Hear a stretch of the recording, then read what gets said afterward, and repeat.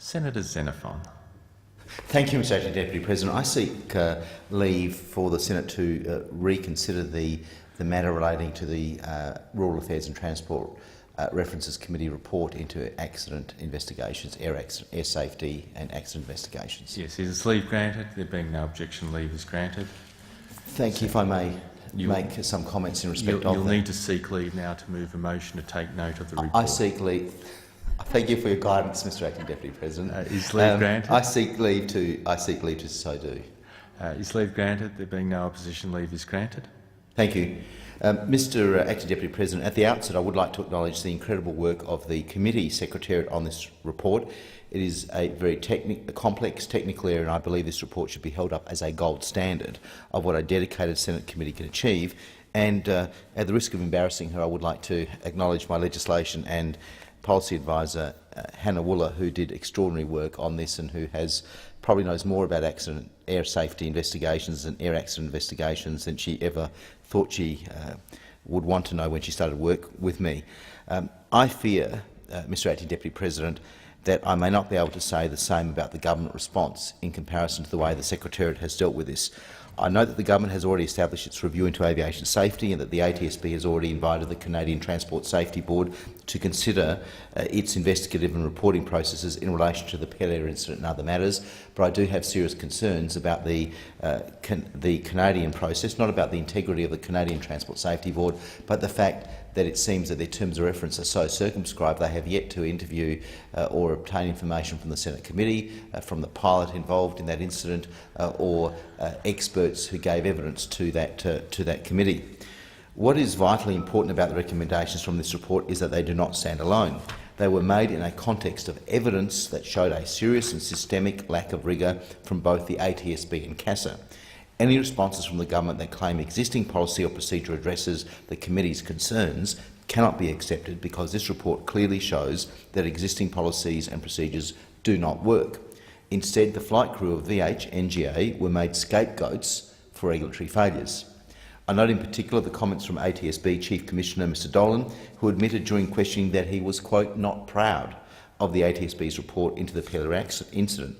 The committee even went so far as to state Mr Dolan's standing as a witness before the committee had been eroded by his evidence relating to the ATSB's failure to retrieve the flight data and cockpit voice recorders. Mr Dolan justified this position by quoting a version of the statement that sets out the ATSB's international responsibilities in this regard, ICAO Annex 13, that was not enforced at the time of the accident or investigation. And I pay tribute to Senator David Fawcett's cross-examination of Mr Dolan in this regard, which elicited very valuable information. A reading of the current Annex 13 may leave some room for discretion as to whether the recorders are to be retrieved. A reading of the annex that was enforced at the time of the incident and subsequent investigation, and therefore should have been the one used by the ATSB to reach a decision, does not provide for this discretion. The committee report states, and I quote, "The committee does not accept this argument," that is the argument of Mr Dolan. "At the time the decision against retrieving the FDR was made, the imperative existed for the ATSB to do so. To ignore this imperative by arguing that the benefit did not justify the cost appears disingenuous. To imply that the revised wording of the current version of Annex 13 was the basis for the ATSB's decision in 2009-2010 before this version was enforced is even more disingenuous." This report, Mr Acting Deputy President, also called into question the relationship between the ATSB and CASA and whether the intention of the Memorandum of Understanding between them is being met. The purpose of CASA is to ensure Australia's aviation safety regulations are being met and are serving their purpose.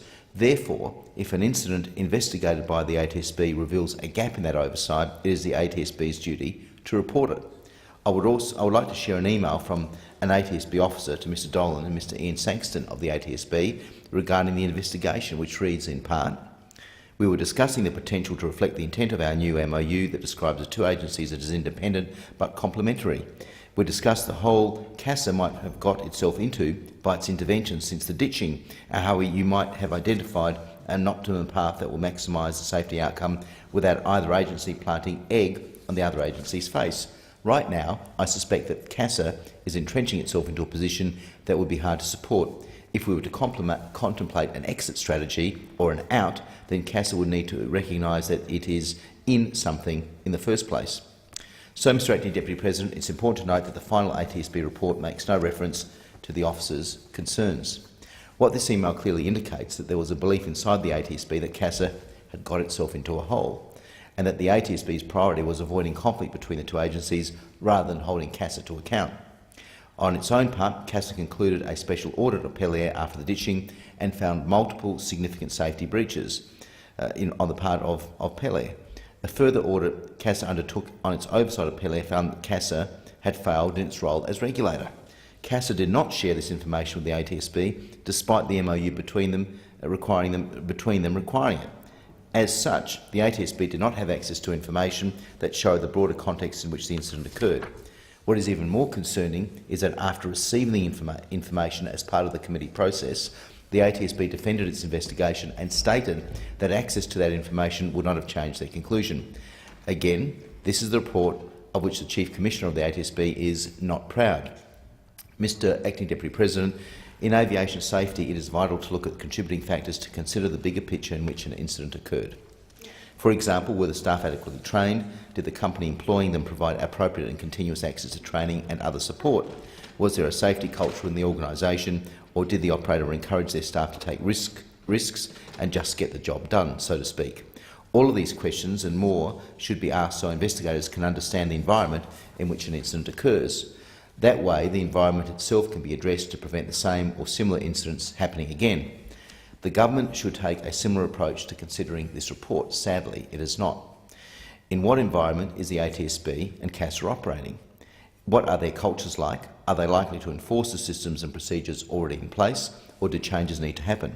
Well, this report gives us the answer to many of those questions. The next question is whether the government will take them into account and act appropriately. I seek leave to conclude my remarks.